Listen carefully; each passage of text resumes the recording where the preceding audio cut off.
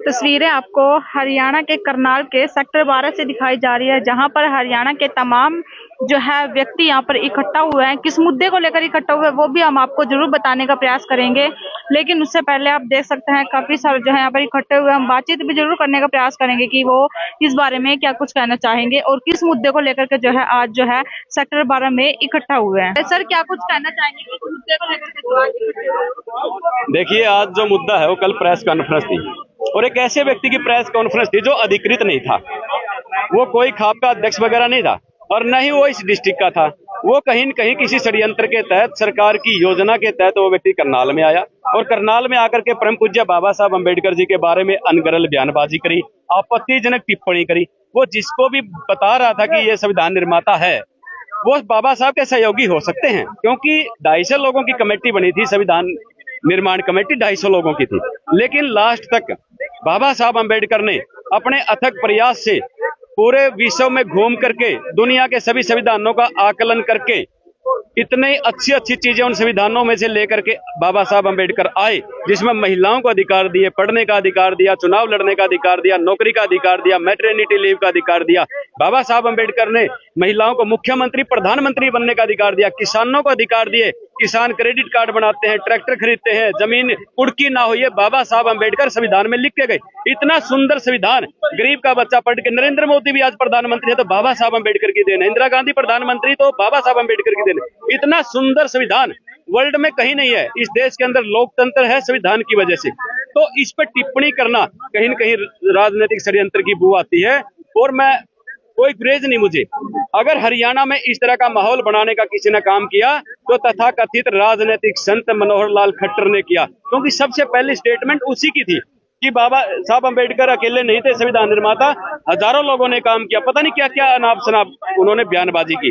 तो मैं इसको कंडम करता हूं और मैं प्रशासन और सरकार से अनुरोध करता हूं इस बारे में सख्त कानून बनाए। नायब मुख्यमंत्री जी हरियाणा सरकार कैबिनेट में एक कानून लाए, प्रस्ताव पास करे, जो भी बाबा साहब अम्बेडकर के बारे में, संविधान के बारे में या बाबा साहब की मूर्तियों पे कोई छेड़खानी करता है तो कम से कम 10 साल की सजा का प्रावधान करे, ताकि आगे कोई भविष्य में इस तरह की घटना ना हो सके। और आप लोगों के माध्यम से मैं कहना चाहता हूं कि हरियाणा में इस तरह की घटना आगे ना हो। हम कोई न कोई ऐसी साझी एक जिसमें सर्व समाज के लोग हों, समझाने का काम करेंगे कि भाई इस तरह की चीजें नहीं करते। हरियाणा पहले भी बीजेपी के राज में 2 बार जल चुका है, आगे तीसरी बार हम जलने नहीं देंगे। अभी हम प्रशासन के लोगों से मिलेंगे और इस मामले का हमारी कोशिश है शांतिपूर्वक तरीके से इसका निपटारा हो, ताकि भाईचारा बने रहे। ब्राह्मण समाज के बहुत अच्छे लोग हमारे भी मित्र हैं, आना जाना है, ब्याह शादी है, सब कुछ है, सारी चीजें अच्छी हैं। तो इसलिए हम एक व्यक्ति के कारण भाईचारा खराब नहीं करेंगे, ये हमारा प्रयास रहेगा। पूरे हरियाणा से साथी आए अपोजिट है। तो जो मनुवादी व्यवस्था, जो आज जो लोग इस मनुवाद को बढ़ावा दे रहे हैं, वो लोग समाज को डिवाइड करने का काम कर रहे हैं। और जो डॉक्टर बाबा साहब अम्बेडकर ने जो कॉन्स्टिट्यूशन लिखा है, उसमें प्रिम्बल में भी यही है, हम भारत के लोग, भारत में हर जाति हर धर्म के लोग रहते हैं और उसमें वो स्वतंत्रता से रह सकते हैं।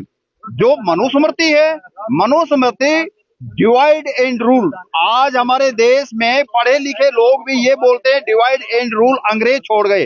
अंग्रेज नहीं, 6743 जातियों में बांटा है तो मनुवादियों ने बांटा है।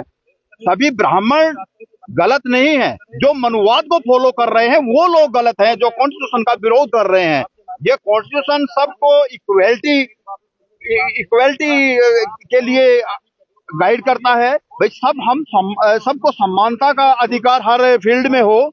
लेकिन जो लोग ये चाहते हैं कि मैं ऊंची कुर्सी पर बैठूं, बाकी सब जमीन पर बैठे हैं, तो जमीन पर भी बैठे नहीं, वो भी उनके लिए वहां भी जगह नहीं है। तो वो जो लोग हैं, ये लोग देश को बांटना, देश को बिल्कुल खत्म करना चाहते हैं। हर जगह जगह पर यही हो रहा है। आज पूरा देश मनुवाद से आज जो बिल्कुल गुमराह हो रहा है। मनुवादी लोग हैं जो होता कुछ है और बताते कुछ हैं, करते कुछ हैं और बताते कुछ हैं। इसलिए सब लोगों को मौजूद है, उनसे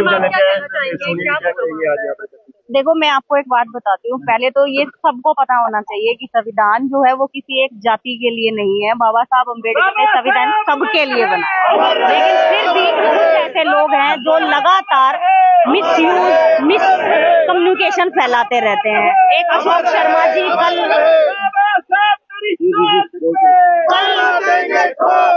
कल एक लड़का अशोक शर्मा यहाँ पे बाहर से आके और विवादित बयान देकर चला गया। और उनका विवादित बयान के ऊपर किसी ने कुछ नहीं कहा। विवादित बयान जब भड़क गया, जब उन्होंने ये कहा कि भारत का संविधान जो है वो असल में BN राव जी ने लिखा था। बाबा साहब अम्बेडकर ने कभी भी अपने जीवन काल में संविधान का क्रेडिट लेने की कोशिश नहीं करी।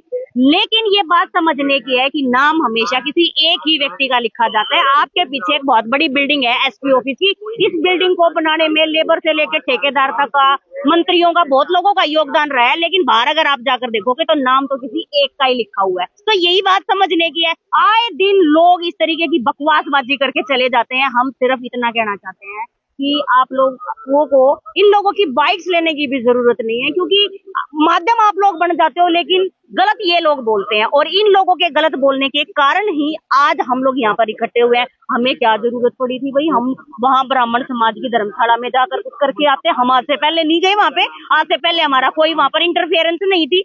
और कल भी इसके स्टेटमेंट देने के बाद हमारे कुछ साथी वहां पर बकायदा अंदर कमरे में बैठकर उनसे बात करी है। उन लोगों ने उनको कहा है कि भाई ऐसे नहीं कहना, ऐसे उनकी मतलब जो एक कन्वर्सेशन हुई है वो हुई है। बाहर आने के बाद एक आदमी ने अपने पटों के ऊपर हाथ मार के ये कहा है कि टाइम रख लेते हैं। वो उन्होंने खुद उत्तेजित किया, खुद उनकी इंटेंशन ये थी, जरा सी चोट लगी नहीं, सिक्योरिटी मांग ली। अरे कमाल कर दिया, इसका मतलब सिक्योरिटी मांगना आया था, इसका मतलब सिक्योरिटी मांगना आया था। पर सिक्योरिटी मांगने चलो जेल में चलते हैं, बड़ा बढ़िया सिक्योरिटी, ना बाहर का कोई दिखेगा ना कोई लड़ेगा, वहां पे दे लेना भाषण। कितने दोगे आप?